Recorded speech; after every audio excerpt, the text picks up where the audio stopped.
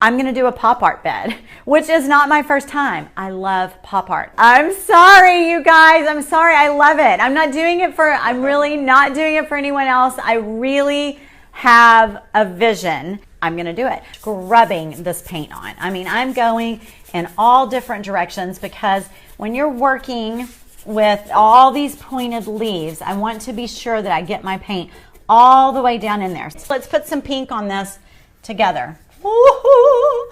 Look how pretty, y'all.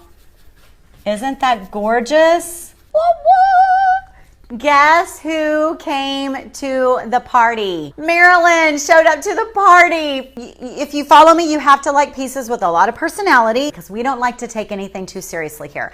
That's why I paint personality onto furniture. So I've measured the center of here because that's where I want my sunburst to go. Having my center point, you guys, it makes my angle correct. So even if my stripe is not even measurement-wise from side to side, at least my angle is the same. Does that make sense?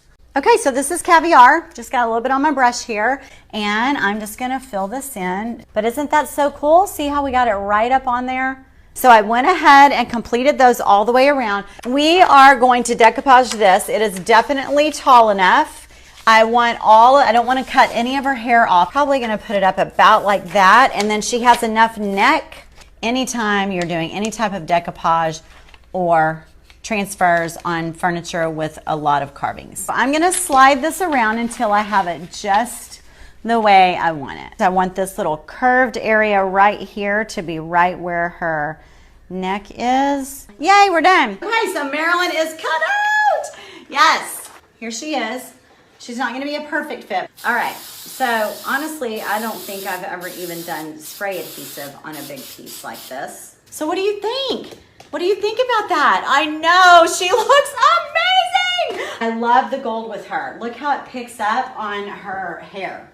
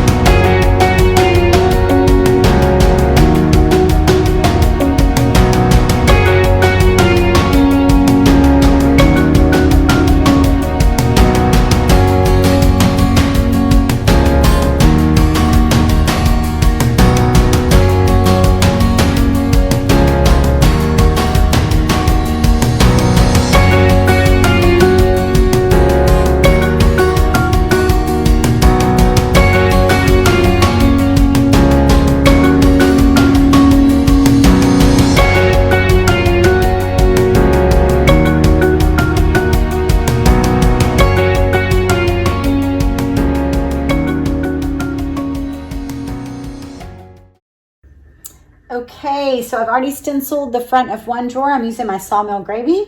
I have cut up my Mylar stencil by Dixie Belle. It is the Harlequin stencil. This side's not been used. This side's been used with many colors.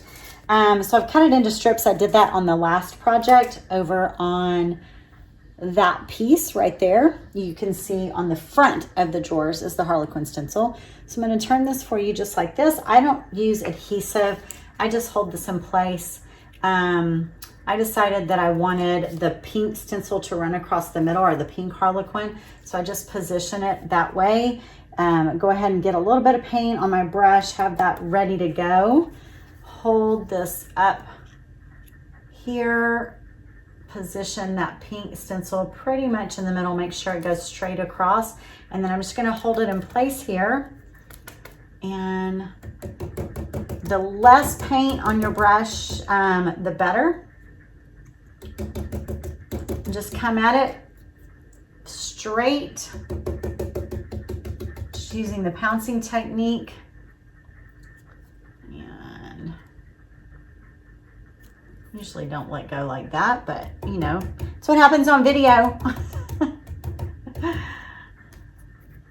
Oh my goodness. Okay, so I'm gonna leave this. I'm actually not gonna delete this so that you can see sometimes there is a little bit of a struggle. Not usually. I'm actually quite good at stenciling, but we're just gonna move on here to the other side. Again, holding it in place. And you don't have to have a perfect stencil. Really, you're just looking for, well, I am in this situation. I'm looking for like a hint of the Harlequin because we're going to be designing over the top of the Harlequin. The Harlequin's just a background for us in this case. So there you go. So do you see this outside edge right here where there's paint? You can either paint over that, or I'll just get my baby wipe and I'll just run it right across there and it will take that paint right off. So I plan to come in from the opposite side. The other nightstand has the tree coming from this side as well. But when I put it on this side, it actually doesn't make the shape that I like. So I am still going to take it from this same side, but the other nightstand ends about right here, and I'm going to add a second branch that's from the Magnolia Transfer, and I'm going to attach it right here at this little point, and I'm just going to put them together and make the branch come out all the way across. So I'm going to make it go almost all the way across, and then I'll use this empty space right here to hang the clocks to really kind of drive home the idea that the rabbit's looking at his watch.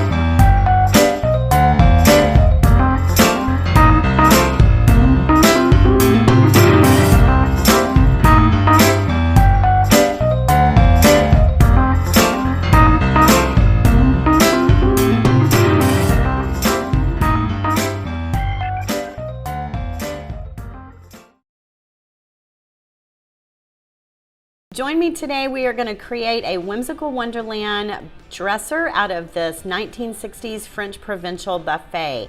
Okay, the dresser's sides are going to have rabbit holes on them, which is a lot of fun, but we do have to blend out the sides of the dresser as well that will be around the rabbit hole. So I am adding mermaid tail here. And now we are moving on to the rabbit hole. I just chose a small circular object that I had here in my shop. I just traced a small circle around it, and then very freehand, I'm just making more circles around it. The trick here is to keep the bottom of your circle tighter and let your circle grow as it works up. This will keep it from looking like a bird's eye target or a dartboard. My circles are tighter at the bottom and fatter at the top. So it sort of offsets it so it's not so perfectly centered. And I'm drawing this here with a pencil. Now I'm just going to choose where I want my vertical lines to go. As I draw in a marker though, it's really starting to come to life for you. You can definitely see the design a little bit better, and you can see how my circle is growing fatter at the top and is tighter at the bottom. Once your Sharpie is dried, you can just take, I use a white rubber eraser, and I just am erasing off any of my pencil lines that were there. All right, we've got every single square filled in with black paint, and you can definitely see it's more of a rabbit hole here. So now I'm going to use my Besting Wax blending brush, a water bottle. I sprayed that center of the circle using my Besting Wax blending brush and some black paint. The trick is to blot off as much of that black paint onto a paper towel as you possibly can. This part is so much fun, and this is the part that starts to add that depth, dimension, and tunnel effect. Look at that. Isn't it crazy how it actually really does look like the side of the dresser goes down into a tunnel? And there you have it. Isn't it beautiful? I love this piece so much. Look at the light coming in from behind the trees and Alice flanking each side of that forest. I do hope you enjoyed this process. I hope that you will like and subscribe my channel, hit that little bell so that you will be notified of any future projects coming up. And thank you for being here today.